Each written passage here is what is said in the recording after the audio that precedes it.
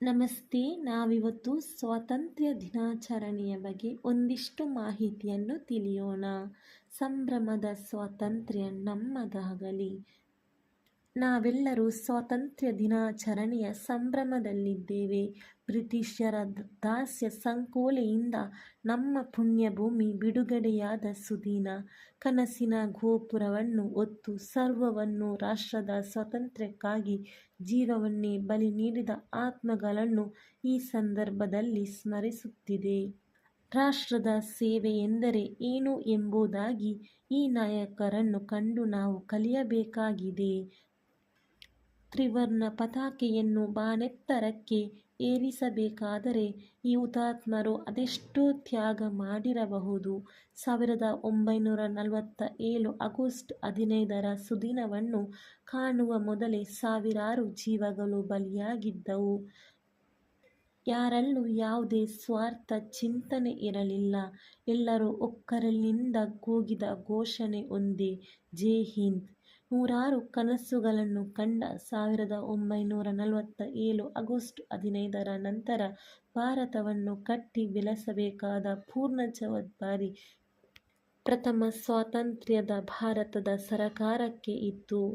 1948 ಜನವರಿ 30ರಂದು ರಾಷ್ಟ್ರಪಿತ ಮಹಾತ್ಮ ಗಾಂಧೀಜಿಯವರ ಹತ್ಯೆಯ ನಂತರ ರಾಷ್ಟ್ರದ ಚುಕ್ಕಾಣಿಯನ್ನು ಹಿಡಿದು ಮುನ್ನಡೆಸುವ ಜವಾಬ್ದಾರಿ ಸ್ವತಂತ್ರ ರಾಷ್ಟ್ರದ ಮೊದಲ ಸರಕಾರದ ಮೇಲಿತ್ತು. ನೆಹರೂರವರ ಸರಕಾರ ನೇತೃತ್ವದಲ್ಲಿ ಹಲವಾರು ಯೋಜನೆಗಳನ್ನು ಹಮ್ಮಿಕೊಳ್ಳುತ್ತಾ ನವ ಭಾರತ ನಿರ್ಮಾಣಕ್ಕೆ ಹೊರಟಿತು. ಎಲ್ಲ ಭಾರತೀಯರು ಜಾತಿ ಮತ್ತು ಧರ್ಮವನ್ನು ಮರೆತು ರಾಷ್ಟ್ರದ ಒಳಿತಿಗಾಗಿ ಕೈಜೋಡಿಸಿದರು.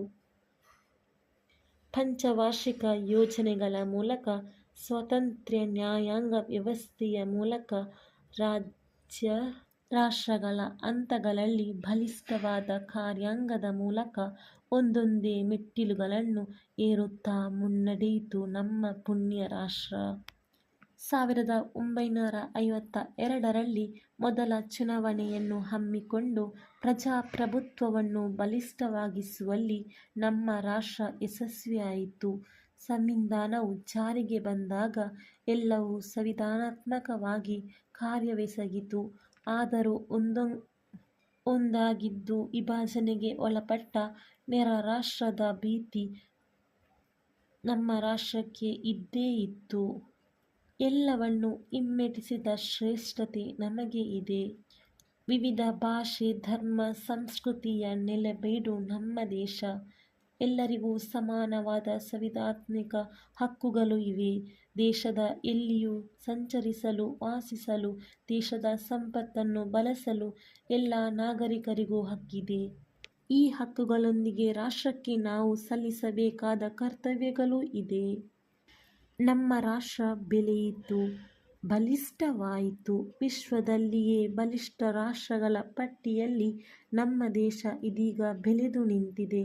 ಸವಾಲುಗಳು ಧಾರಾಳ ಇವೆಯಾದರೂ ಈ ಸಮಸ್ಯೆಗಳನ್ನು ನಿಭಾಯಿಸುವಲ್ಲಿ ಸರಕಾರವು ಯಶಸ್ವಿಯಾಗಿ ಬಂದಿದೆ.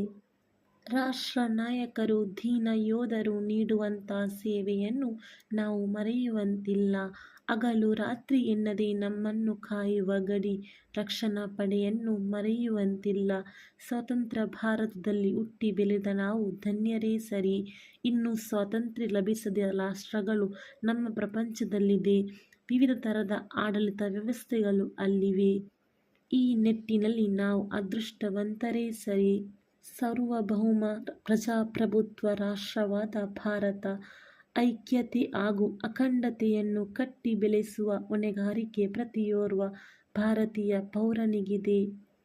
ಲಭಿಸಿದ ಸ್ವಾತಂತ್ರ್ಯವನ್ನು ಬೆಳೆಸಿಕೊಂಡು ಶಾಂತಿ, ಸಮಾಧಾನ, ಐಕ್ಯತೆಯಿಂದ ಬಾಳಬೇಕಾಗಿದೆ.